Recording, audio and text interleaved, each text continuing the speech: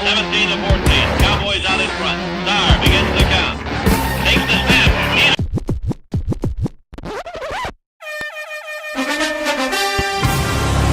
Bit of a risk. Pass is picked off. Tremont Williams, and he may go. They tried to bite off more yardage, and they just got burned. On 3rd down and 5, pressure. Pass is picked off, and who is it? Big B.J. Raji for the touchdown. Pump fake. Wallace picked off. Nick Collins. Nick Collins on the return inside the 10. Leaps for the touchdown. Takes the snap. He's got the quarterback. And the Green Bay Packers are going to be world champions.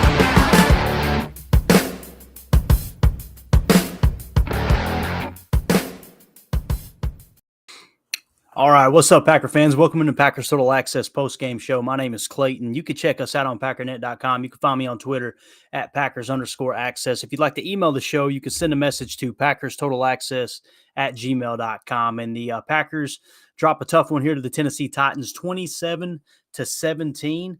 Man, this one, that's probably the most boring first half of football I've ever watched in my life. It was tough to stomach.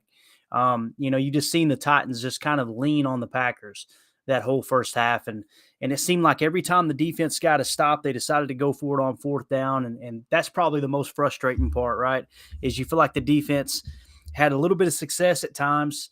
And then, here comes Tennessee. They're going to go for it on 4th down, pick up another first down. That's just got to be demoralizing for a defense for sure. And then, of course, you had the Derrick Henry jump pass. Man, that thing right there, it was just like, I wanted to be angry at the defense for falling for that. But at the same time, it's like, what do you do, man? That guy is just an absolute hoss cat. And, you've got to load the box. You've got to do everything you can to stop him. You're not expecting that big fellow to just jump up and toss it over the line, right? So it's a good play call. And really, if I had to chalk this one up one way or the other, I'm not necessarily disappointed in the Packers. It's more about, for me, congratulations to the Titans and their fans, because they just played a great game. They did everything that they needed to do to win the ball game, and they didn't try to do too much. They got a little bit cute at times, but for the most part, did everything they needed to do to win the ball game. So as boring as that sounds, that's the way I kind of seen that game for sure. And we're going to kind of go through some information here and give you guys an update on what's going on as far as statistics and all that. There's definitely some positives to take away from this game, and there's some negatives too, some things that we want to point out that we felt like kind of cost the Packers the game. And I think we do need to kind of start things off by saying, with this loss here, the Packers' playoff hopes really start to diminish, right? And just being realistic about it. Yeah, they're statistically still in it. They could still make the playoffs. However, when you look at kind of how things are shaping up in the NFC, especially with the Eagles losing the other night to the Commanders, and a couple other things here or there, you could kind of just see the Packers falling out of the race. And I think we're one loss away from pretty much being eliminated. So they're going to have to run the table from here on out. I didn't think they were coming into this game the favorites that Vegas said they were. If I understood correctly, I didn't bet on this game. I kind of stayed away from it, but I believe the Packers were 3-point favorites. And I didn't really see it like that. To me, it was everything kind of shaped up to play into the Titans' hands, them having a strong run game. And when I say strong run game, I mean Derrick Henry, just being able to pound the rock, play in and play out. I mean, I think they ran him close to 30 times if they didn't crack the 30 mark. Matter of fact, let me pull it up here and see. 28 carries. Yeah, he only averaged 3.1 yards a carry, so the defense did a good job stopping him.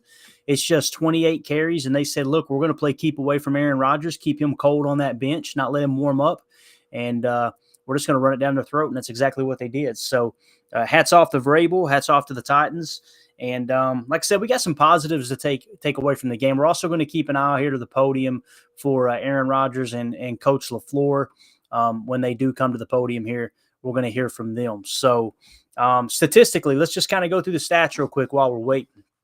On the Titans side, one of the things I said coming into this game, I got invited onto a pregame podcast with a few guys, and we chatted with some Tennessee podcasters, Tennessee Titan podcasters, the guys located down in Chattanooga, awesome dudes. And we just kind of talked about keys to the game. And the one thing I said was, as far as defensively, let's make Tannehill beat us through the air, right? Let's load the box, take Henry away, which we did, and let's make Tannehill beat us. And he did. I mean, he did. 22 of 27 for 333 yards. He averaged 12.3 yards a clip, 2 touchdowns, 1 interception. We got to him 3 times, 2 of which I think were actually Preston Smith was in on 2 of those sacks. I think he actually recorded 1.5 sacks, if I remember correctly. But Tannehill's quarterback rating 127.3. He came out and beat us. And, man, so many times, and it's one of the negatives I have here in my notes, was the coverage. There were so many blown coverages throughout the game, and multiple times Darnell Savage, noticed him. Rudy Ford, a couple. I'm expecting his PFF grade to be pretty low. I don't think he played a good game. There was times that he got kind of sucked up in the play action and then getting back to his responsibilities. Now, there were several times as well where you kind of felt like you didn't know who was responsible, right? There was one time that Jair was pointing the finger at Savage, and Savage was throwing his hands up in the air like, I don't know what you're talking about. You could go back and watch the tape and probably come up with a culprit there. Not that it really matters, but as far as grades, they'll sort it out, and we'll see. But I don't know, man. Savage is just – I can't figure out what he does good. Even when he played in the slot, when he played star position last week, the thing that benefited the Packers there was Rudy Ford, getting in the game and obviously getting those 2 interceptions and being a difference maker. But I never felt like Savage, was a positive influence on that game. I mean, he didn't play horrible last week, although the grades suggested he did. But he's one of those players, man. I don't want to see him in the lineup. I don't mean to be harsh about it or overreact, but every time there's a big play, you're going to see 26 in the frame, and most of the time he's looking around like he doesn't know what just happened. And, from someone who's a former first-round pick, God, I feel like I'm doing the same podcast every week, and it's tough. It is what it is. He's a bust. I think we all agree now he's a bust, and it's time to move on from him. Not necessarily cut him, but get him out of the lineup, man. See what you got in some of the younger guys. We did it with Rudy Ford, and it paid off last week, right? Well, now we got Savage out there roaming around. Sometimes he's playing safety. Sometimes he's playing slot, and it's kind of biting us in the rear end. So I would like to see what Keyshawn Nixon could do on a more regular basis. See what Shamar Charles can do, right? And kind of get things set up for next year. Again, the season isn't technically over yet, but this loss today really hurt your playoff chances. So one of the strong points for me, well, let's go back to the stat column here real quick. Derrick Henry, like I said, 28 carries, 87 yards, 3.1 yards a pop. He had a touchdown. Defense, hats off to them.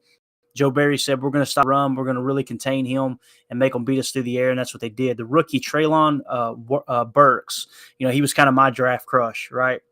Caught a lot of flack in training camp, him being out of shape, couldn't handle the heat down there in Tennessee, all that. He came out tonight, though, 7 catches for 111 yards.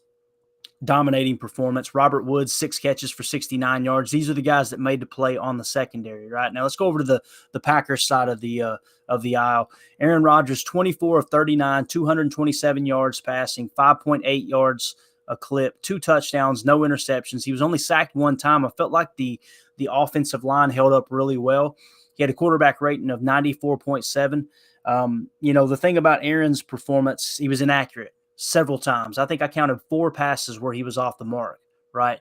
And you could look at how many times a team passes, like the Packers throwing 39 passes. You say, okay, well, he was only inaccurate on 4 passes. That's not a bad performance.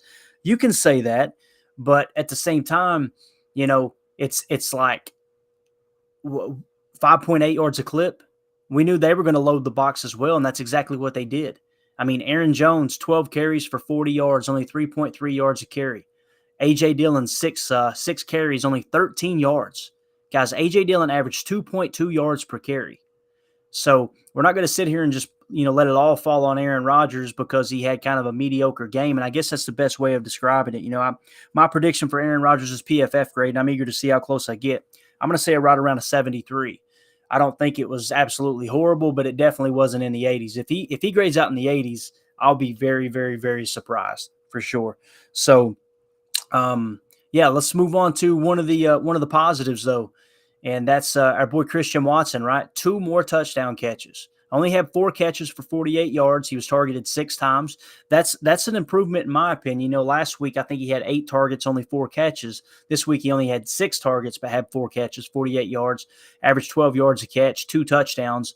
That one play too, man, I sent a tweet out where Aaron caught them with a guy off sides and extended the play and just threw it up to Christian Watson. That's one thing that I think we've kind of forgotten about when it comes to Christian.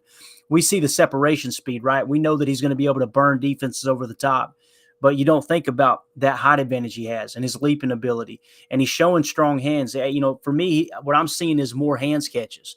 So if there's one positive to come out of this game with, or one of the positives, I should say, it's that Christian Watson, he looks legit. He's getting more comfortable, right? Now, the deep pass there, he kind of pulled up on it, right? Didn't finish his route. If he had, the ball was right there on the money. It would have been a great opportunity to catch that ball. But at the same time, the defender grabbing him, I had 3 different occasions where I wrote in my notes that the officials blew calls, and I don't want to even talk about it on the pod because I don't ever want to come across like, oh, well, it's the officials are the reason we lost the game. It definitely wasn't the case, in my opinion. But it's hard to see that stuff happen in a close game, and every time you start to get a little bit of momentum, a play doesn't go your way as far as a call, a penalty, or what have you. It's a tough thing to stomach. It really is. But again, that's on Christian for pulling up, but 2 more touchdown catches, man. That's exciting. Alan Lazard had a horrible night, and I know Aaron missed him on the throw over the middle. Although, I'm watching that throw and I'm like, yes, that's definitely a miss on Aaron, but that also should be a drop on Lazard because it was just like he mistimed it, misjudged it. Maybe he's so used to Aaron putting the ball on the money that he just assumed it was going to be there rather than preparing himself to make that leap and grab. But man, he was targeted 11 times, guys. 11 targets for Alan Lazard, only 5 catches, 57 yards. That's tough. Randall Cobb looked like he was completely healthy. He was targeted 6 times, had 6 receptions, 73 yards. It's another thing when you see Rodgers missing Lazard and then you see him and Cobb, Cobb being able to adjust to the ball and them, seeming to be on the same page, it's hard to look at it and say, okay, it's more on Rodgers than Lazard. Something was definitely off there. 11 targets, only 5 catches. Aaron Jones, we mentioned that he only had 12 carries for 40 yards, averaged 3.3 yards a carry. He also had 6 receptions for 20 yards. But again, that's just 3.3 on average. So what you've seen from Mike Vrabel in this defense is they come out and said, we're going to keep everything in front of us. We're going to stop their run, but we're going to keep enough guys deep, kind of keep the ball in front of us and not give up the big plays, and they didn't. Now, granted, you could say that Christian Watson free play in the end zone was a big play, and I think it probably was. But at the same time, that's Mike Vrabel, man. He is so close to being cut from the cloth of Bill Belichick. It's not even funny. In my opinion, he's a top 5 head coach in the league, maybe a top 3 right now. And when we were talking about this on that little pregame roundtable that we did with some of the Titans podcasters, I'm sitting there, kind of hearing the conversation, and sometimes people are homers, and sometimes I'm guilty of being a homer, but I'm kind of looking at all the information. I'm going, man, Mike Vrabel's a better head coach than Matt LaFleur. Like I couldn't. You guys know how it is. Typically for me, it's head coach versus head coach, quarterback versus quarterback, and who has the best edge rushers, right? That's typically the top factors for me in a game. If you've got a great left tackle or a great right tackle, if you've got a left-handed quarterback, that can kind of counter a great pass rush. You might take that into account a little bit, but that's what you call the elite spots, in my opinion. And when I looked at it across the board, I'm like, yeah, Aaron's a better quarterback than Tannehill, but Rashawn Gary's not playing. The Titans' defense has been pretty stout off the edge, and they had one of their studs back on the interior. And it come down to Mike Vrabel versus Matt LaFleur, and I just got to be 100% honest, man. If my money was going on the game and I didn't bet on it, if I did, I'm probably taking Vrabel over Matt LaFleur. And it bothers me to say that, but it is what it is. I really feel like that. But we got the head coach at the helm here right now, so let's go ahead and share the screen and let's see what Coach LaFleur has to say. Stop it. If you don't want it to happen, stop it. Any thoughts to playing younger players here down the stretch? Are you still chasing this thing like you're right on it? Yeah, I mean, you guys know how my mindset is, so it's every day and it's one game, and that's the mentality, and I have a hard time just processing it any other way. Good. Thank you. All right, thanks. All right, that was Coach LaFleur, man. That was quick. That was very, very quick. So, not a whole lot going on there at the podium. We'll kind of stay tuned for Aaron Rodgers to come through. Also in my notes, as far as a positive, let's go to the defensive side of the ball for the Packers. And those of you in the chat, really appreciate you hanging out with us. If you got any comments about the game, any questions, fire away. Obviously, we're flying solo tonight, and I don't blame the guys, man. It was a tough game, and it's a little late, you know. It's almost midnight my time, so we're going to try to hammer through this and get you guys a pod out here early in the morning.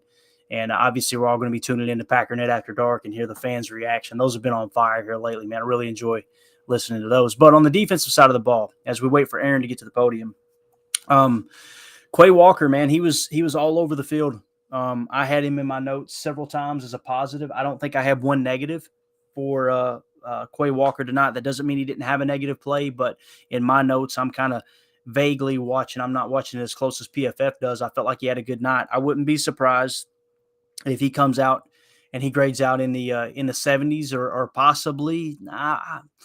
It's probably a stretch saying the 80s, but I'm thinking somewhere between 65 and 75 for Quay Walker. I thought he played pretty good.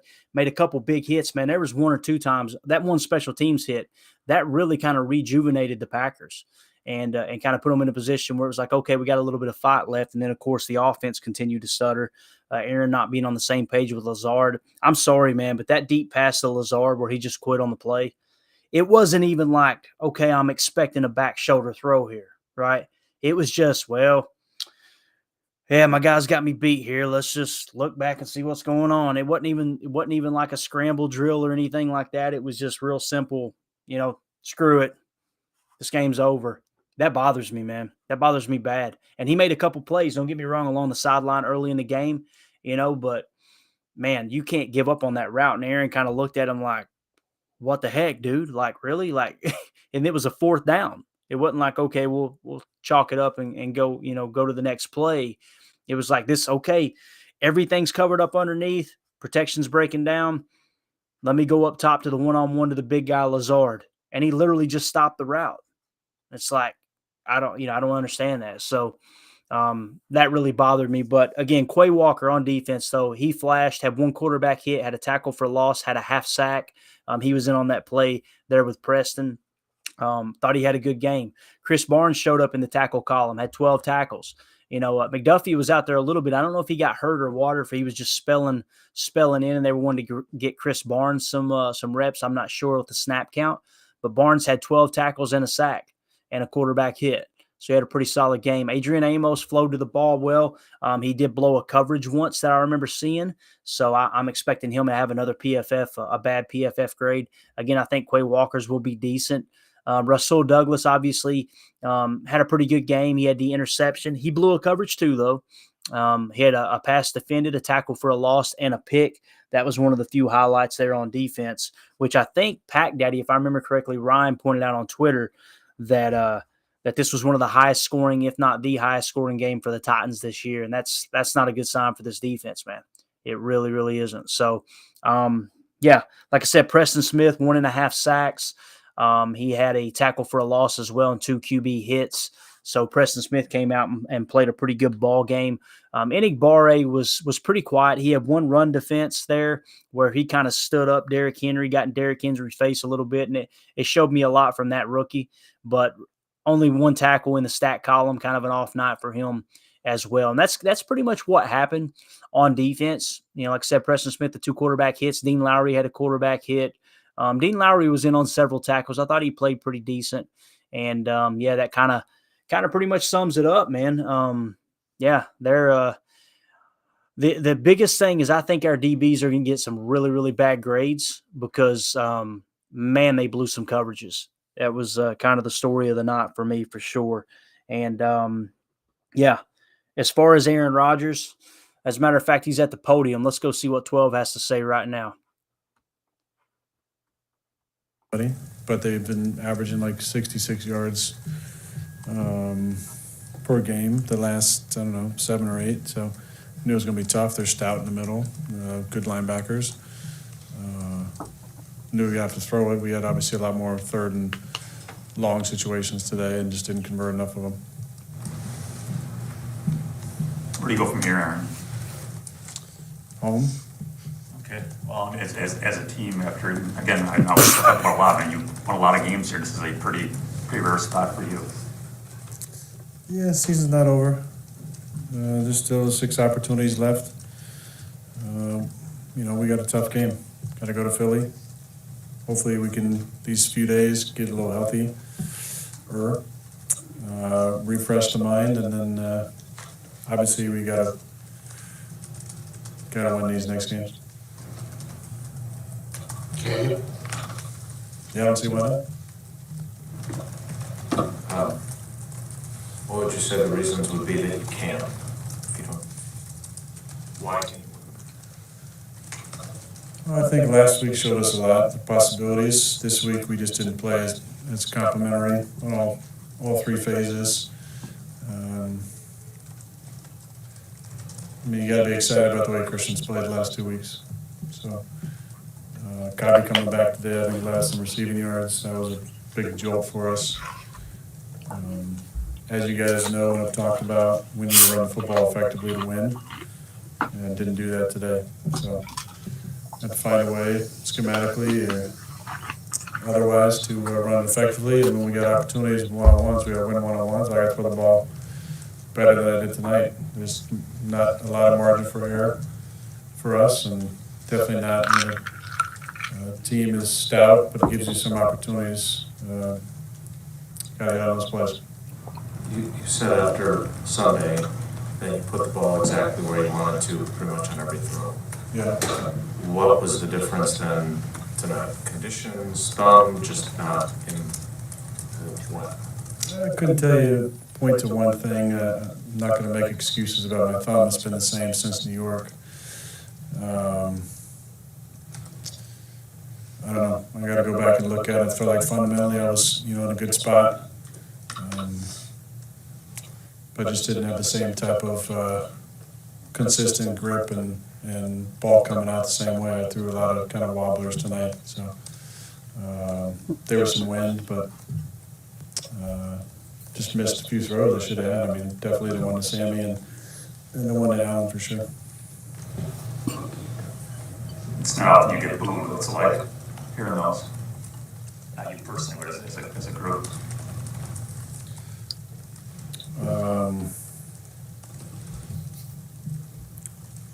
Interesting. It's best I can give you. I feel like there's been attempts with questions for the last month or so to try and get you to give a relax or run the table, right? And you keep saying, look, those have to come from somewhere. But forget about us. What do you do to kind of rally the guys in the locker room? I don't really matter what you tell us, but you gotta.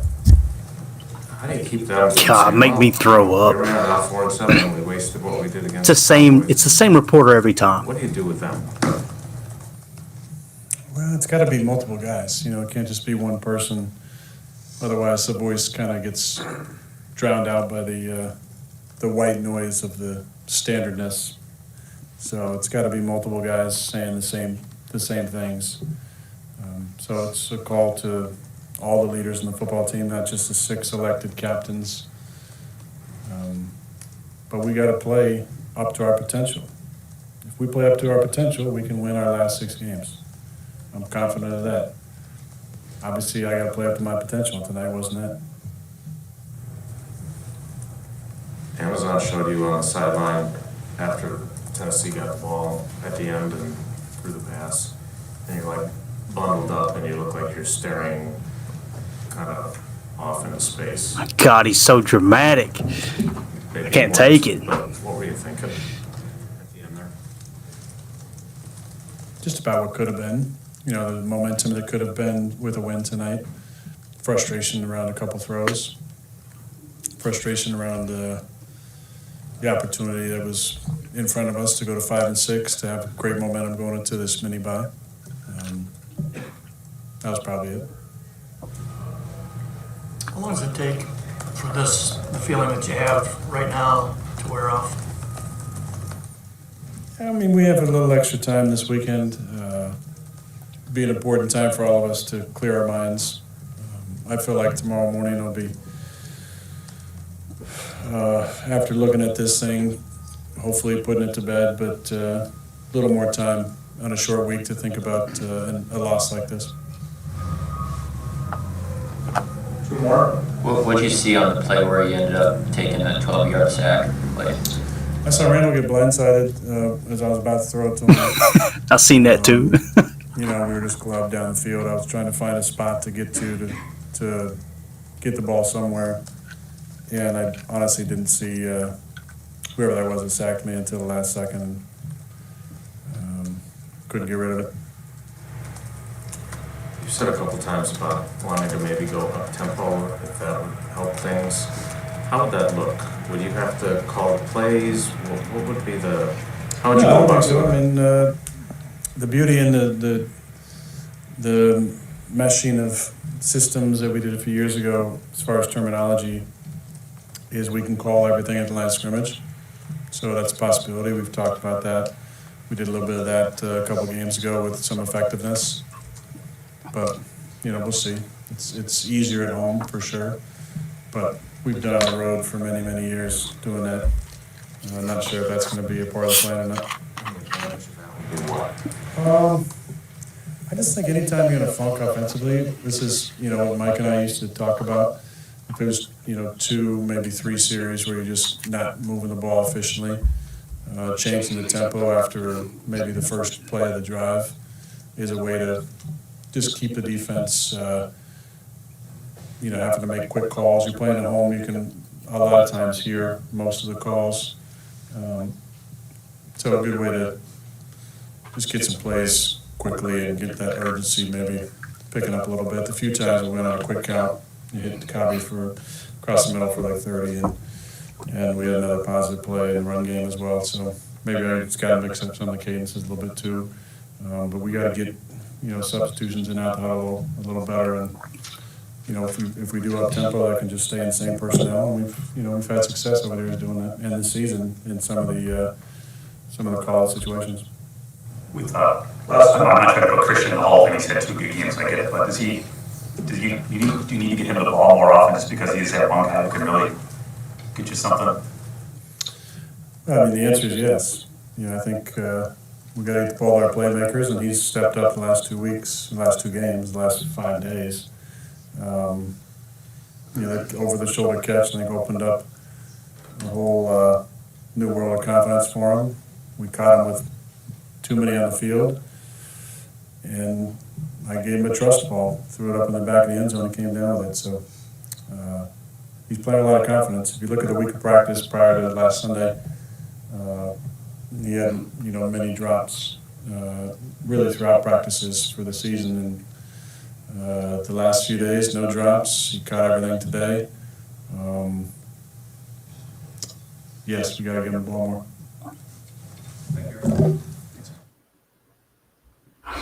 All right. That was 12. So sorry that went a little long, but at the same time, man, flying solo tonight, why not hear from the starting quarterback, right? If you guys could be in the room with a Hall of Fame quarterback, you probably want to hear from him rather than this redneck voice. But I love how honest he was. But I just got to say, man, that reporter that keeps asking those long, drawn-out questions, he's the same reporter years ago that McCarthy called him by name and said, I'm not in the mood for drama today. Because every one of his questions are always, Aaron, you were sitting there on the sideline and you were kind of just, staring off into the abyss. And you had 1,000 thoughts going through your mind. And you're kind of looking across the frozen tundra of land. He's like, shut up, dude. Shut up. Like, it's your 2 seconds of fame. Everybody wants to hear from the quarterback, from the coach, from the players, whether it's a Rudy Ford that had a great game last week or Christian Watson who had great 2 games, whatever it is. Nobody wants to hear you try to sound elegant. It's the reason that nobody's paying to get past your paywalls to read your stupid freaking articles, because you're going to try to take 2 or 3 points, right? And you're going to try to draw it out into a read that's going to take somebody 20 minutes to read simply because you want to feel smart. Shut up. People aren't there to hear you. It cracks me up every time. I lose my mind every time I hear that guy ask a question. In the meantime, I'm looking at the Amazon Prime postgame show here, and Tony Gonzalez has about froze to death, okay? He's been covered up the whole night. He's been a meme on Twitter all night long, people making fun of him. And you've got our boy Fitzmagic here, Ryan Fitzpatrick, out here in a short sleeve turkey shirt. Looks like a tie-dyed shirt with a turkey on the front of it. Absolutely hilarious. But yeah, Tony Gonzalez, my man, is struggling out there. But anyway, sorry for that little mini rant, but I just can't stand when reporters try to make it about them and not about the coverage. It drives me absolutely insane. It's funny. I got into an altercation with a guy on Twitter a little while back about a tweet I put up, and he literally responded to my tweet with something like, "You don't see the beat reporters putting a tweet out there like that, Clayton. You might want to delete that." I'm like, if you think I'm trying to be a beat reporter, you've lost your ever-loving mind. First of all, they're going to hear my Southern drawl, and ain't nobody interested in hiring me, right?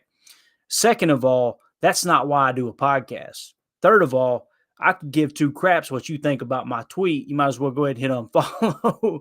But it just cracked me up that it's like there's so many people that are trying to be like that reporter I just mentioned. Try to sound elegant, like they're going to get noticed so they can write articles and get paid for clicks and all that. It's like, dude, I'm a freaking Packer fan through and through that just wants to get on a podcast and talk about football. What drew me to Ryan's network is he's the same way. I was like, this seems like a dude that I would sit at the bar with, have a cold beer, and watch a ball game, get along with great, right? And he just likes to talk football. He's not in it to try to become famous. He's not in it to try to it's so silly how serious the media takes themselves. It just cracks me up. So, all right. So off my soapbox there. So as we get ready to wrap up, and it's going to be kind of a short show, like I said, guys, flying solo. I don't want to take up too much of your time. Anybody, like I said, has got any comments in the chat, we'll try to get to those. If not, no big deal. I know it's late. A lot of people already went to bed, but we wanted to put some kind of post-game show out for you. I'm glad we got to hear from 12. We got to hear from LaFleur. I respect Aaron for going as long as he did, because it's obvious LaFleur wasn't in the mood to talk, right?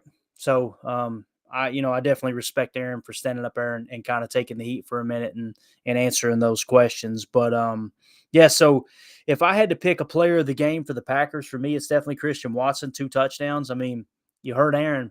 He's kind of become the go-to guy, right? And if I had to say, all right, if you were to tell the story, right, of this ball game and say, okay, what would have won the game and what actually lost the game? What would have won the game for me is the offense putting together some strong drives there in the second half, and it just never materialized. I put it mostly on Aaron Rodgers, and like I said, I'm expecting a PFF grade somewhere around 73. That would be my guess. And he was just inaccurate, inconsistent. He and the receivers weren't on the same page. It's another thing, too, that we haven't really mentioned is the weather, the temperature. I know people don't want to hear that because Lambeau Field's supposed to be this big, home field advantage, and I still believe it is and can be.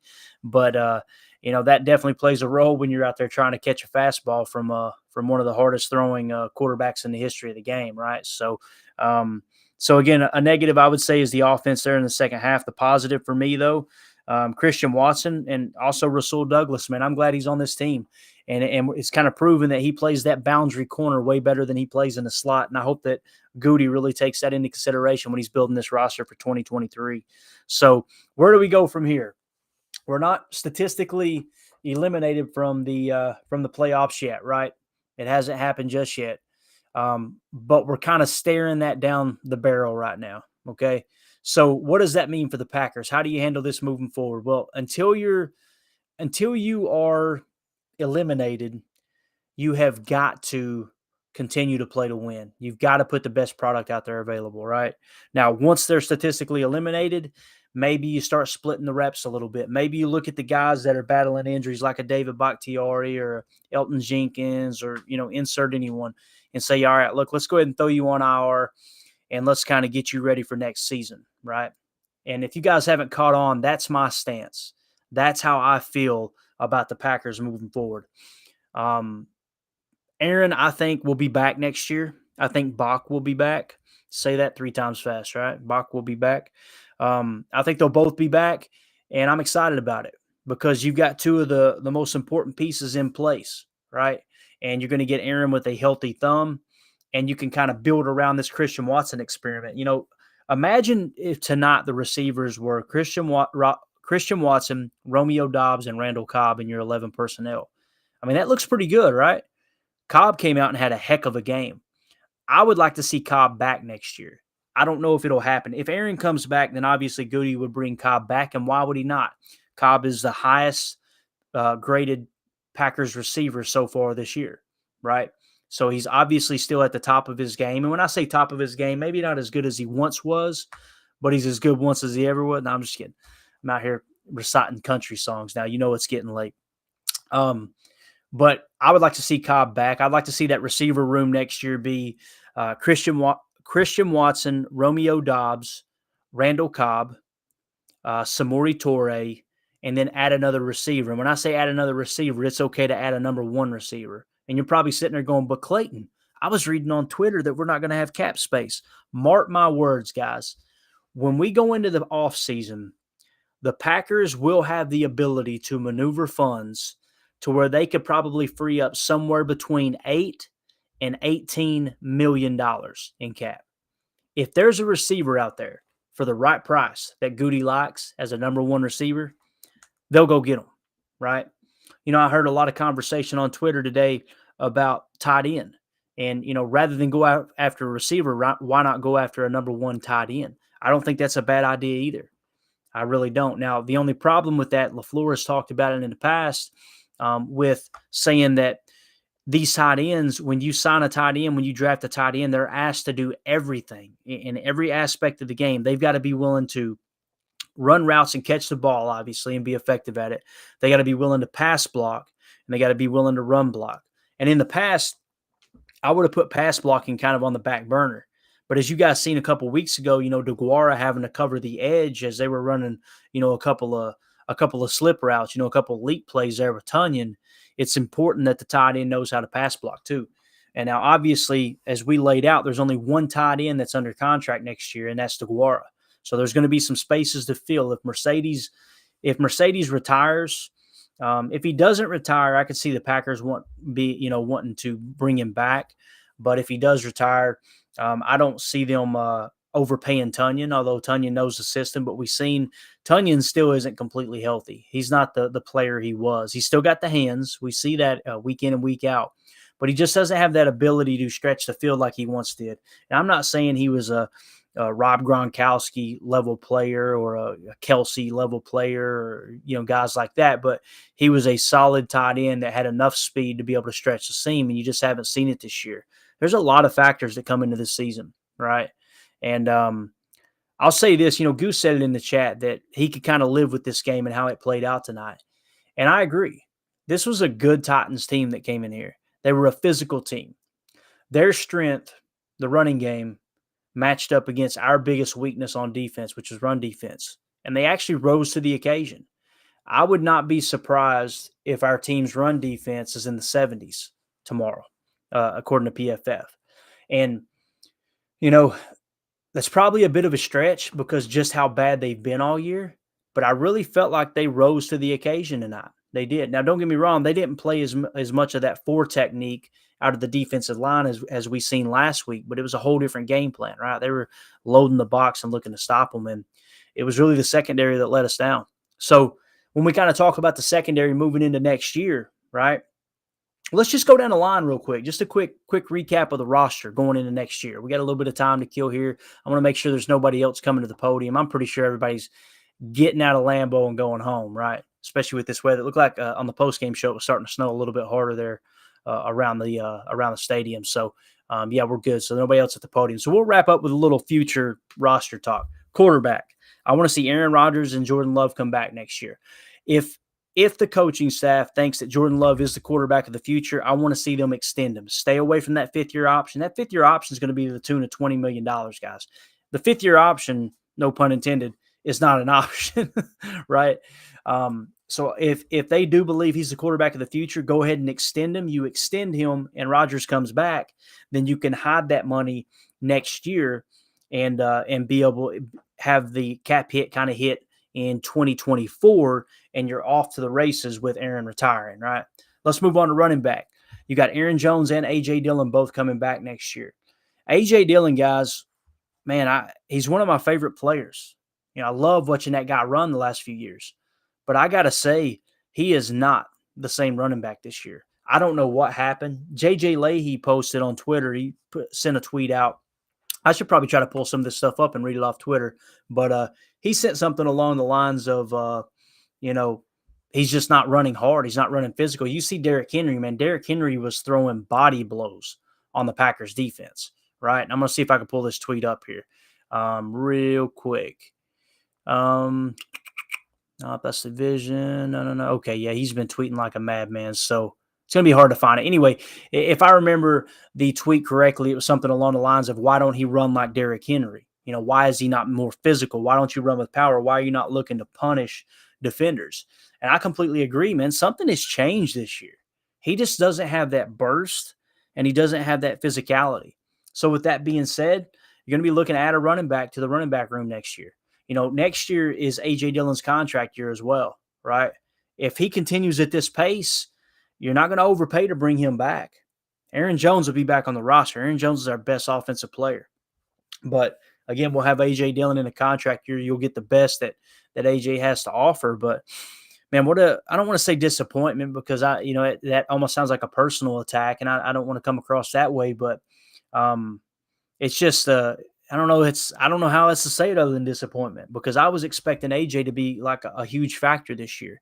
You know, that pony package, when you put both of those guys on the field at the same time, I was expecting, man, you know, them getting used to trying to catch the scat back that is Aaron Jones, and then turn right around and have to tackle the battering ram A.J. Dillon, man. That's a tough thing to adjust to, but it just hasn't been there this year. So with that being said, we're looking to add another running back. Man, my allergies are all to heck tonight. Offensive line. You know, I talked about this with Elton Jenkins. For the right price, absolutely, I want him back. The fair market value is saying $14 million. I'm not paying Elton Jenkins $14 million on average per year. I'm sorry. He's underperformed this year. The knee doesn't look completely healthy. I think it would be stupid.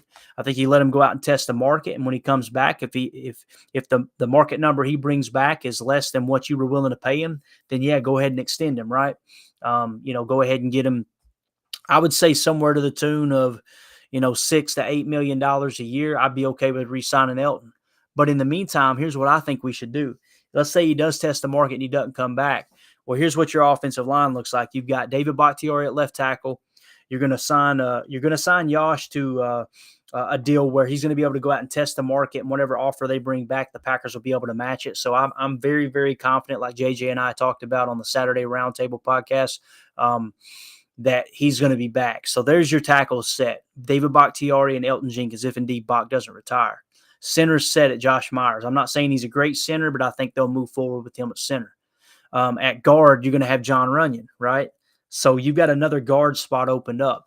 Put that on the list. Put that on the shopping list. Whether it's free agency or going through the draft, whatever, you're going to need another guard. Let's move over to the defensive side of the ball. Well, I'm sorry, wide receiver.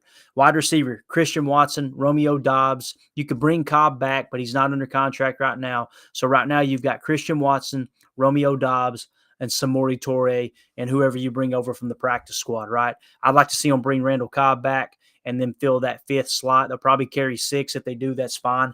But be willing to go out and get a number 1 receiver. To me, that's where the money needs to be spent on offense. Whether it's Aaron Rodgers coming back or him retiring and Jordan Love taking the reins, you need another threat at receiver. And you've got the cap room there in the receiver room, because all of those guys do. Christian Watson, I think, is right around $2 million a year. I don't have the numbers pulled up.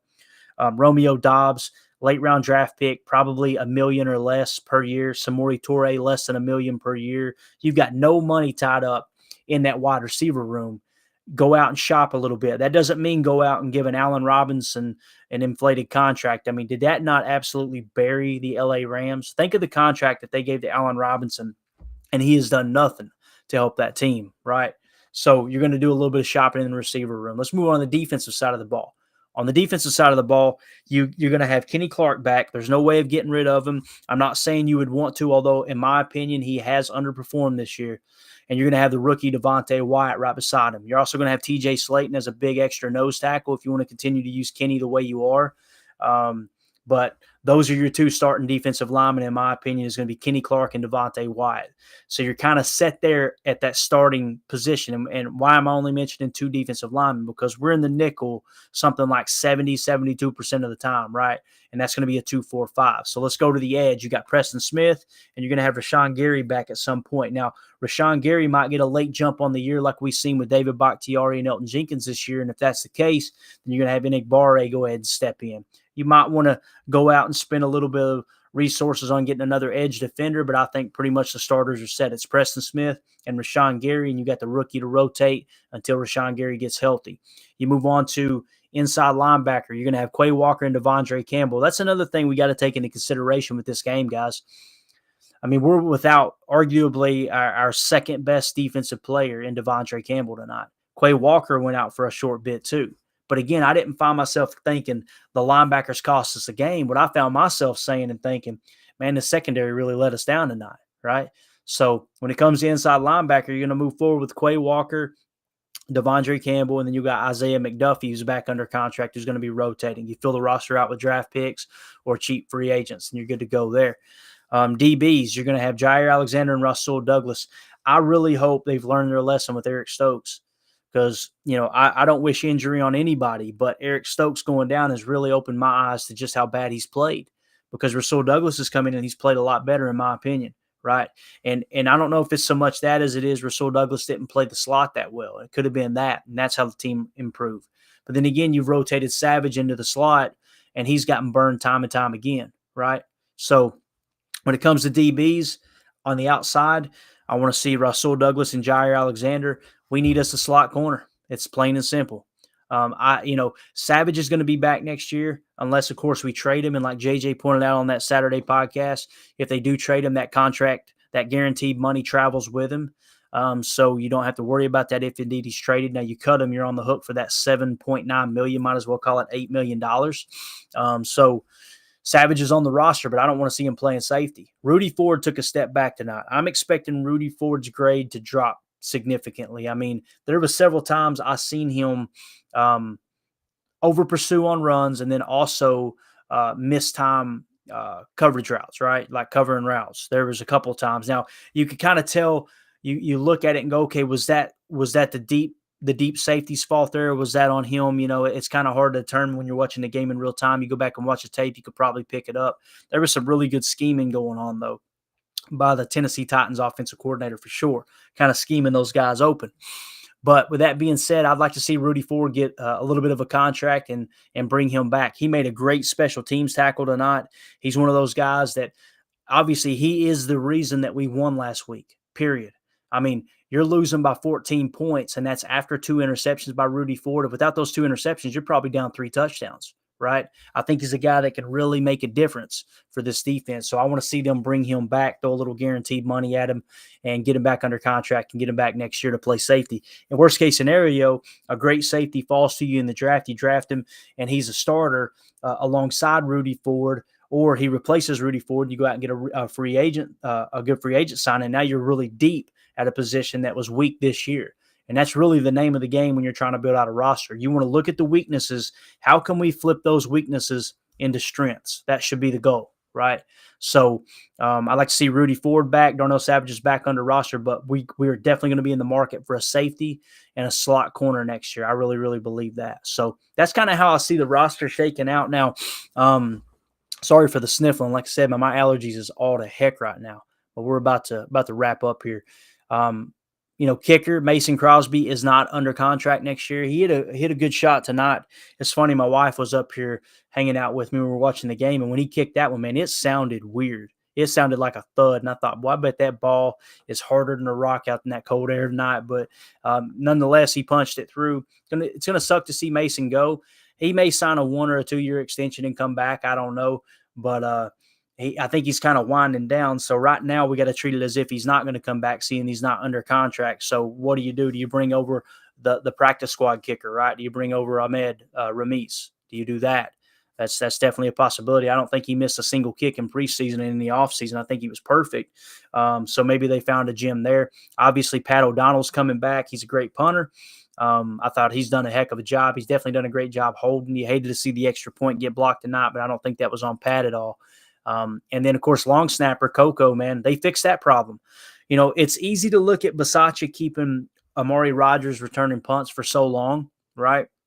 And I'm glad I said that because I want to talk about Keyshawn Nixon here for just a second as well. But when you look at some of the problems we had last year, Rich Bisaccia has fixed a lot of them. I mean, he really has.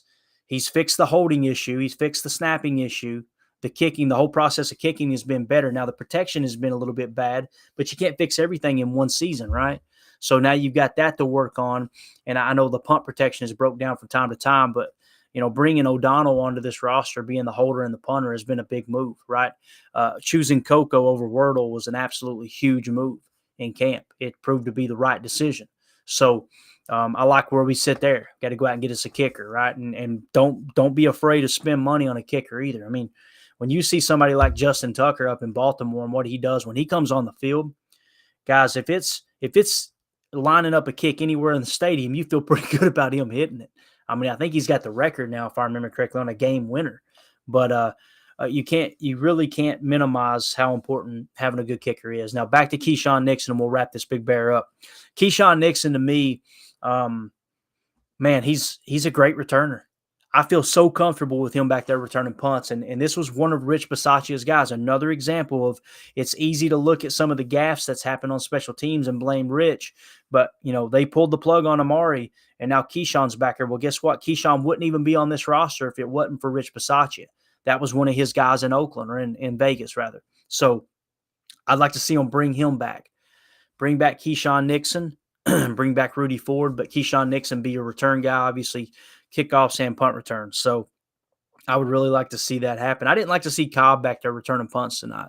That kind of bothered me because I felt like Keyshawn was kind of getting in a good groove, and I really wanted to see him more. So, you know, with that being said, I'd like to see him extend Keyshawn Nixon. So we got some holes to fill next year. Now, these next few weeks, again, you know, you're basically one loss away from being eliminated pretty much. That's how I'm looking at it now. You know, I was hoping you come away with a win today and you had a couple losses to play with potentially, but now your back's really against the wall.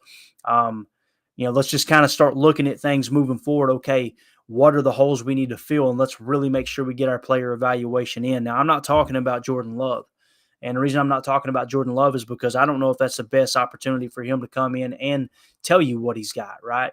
With the way the offense has sputtered all year. I mean, if the back-to-back MVP has struggled the way he has, you put Jordan Love out there, you're liable to ruin his confidence, right? And I don't know, maybe I don't feel 100% in that favor, but that's definitely the first thing that comes to mind for me when you talk about, you know, potentially putting Jordan Love in. So, with that being said, man, I didn't plan on running through the roster there, especially with nothing in front of me, but flying solo tonight, not getting everybody's take on the game. I think the game was pretty straightforward. I mean, the Titans had the ball most of the night. What else you want to know?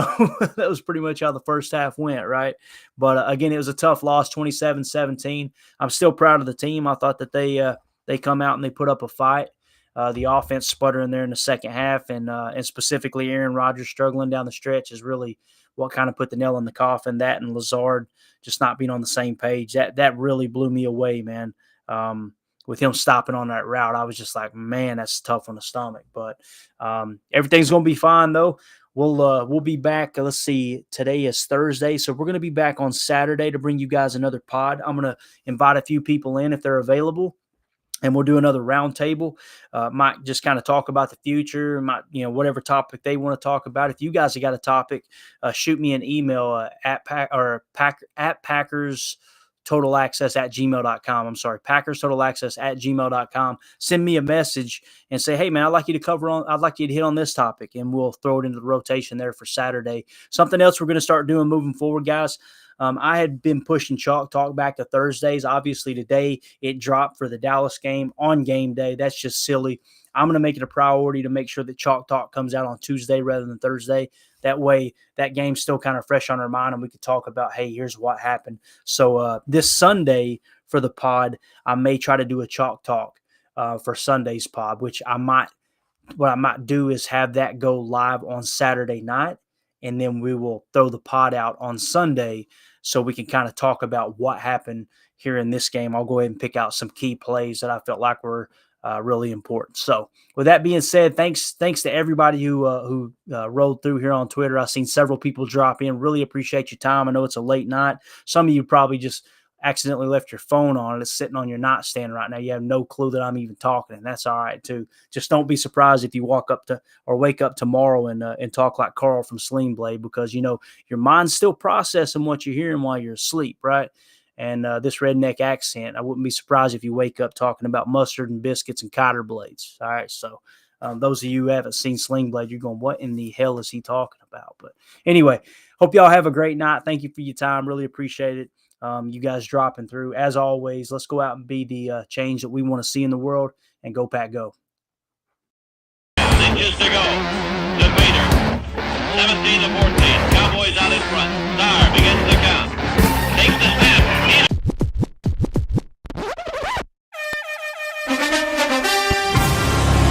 Bit of a risk. Pass is picked off. Vermont Williams, and he may go. They tried to bite off more yardage, and they just got burned. On 3rd down and 5, pressure. Pass is picked off, and who is it? Big B.J. Raji for the touchdown. Pump fake. Wallace picked off. Nick Collins. Nick Collins on the return inside the 10. Leaps for the touchdown.